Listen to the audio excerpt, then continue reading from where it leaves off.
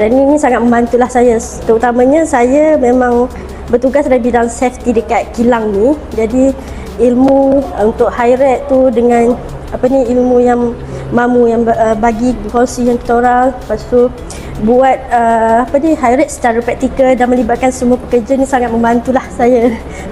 Yang untuk BOFA pun ialah untuk refresher, sebab saya pun dah join 3 tahun lepas. Jadi dia refresh balik sebab kita kurang praktikal. So bila kita belajar balik ni, kita macam boleh ingat balik dengan ada juga ilmu yang baru yang memang kita dah lupa sangat lah sebab kita tak praktik.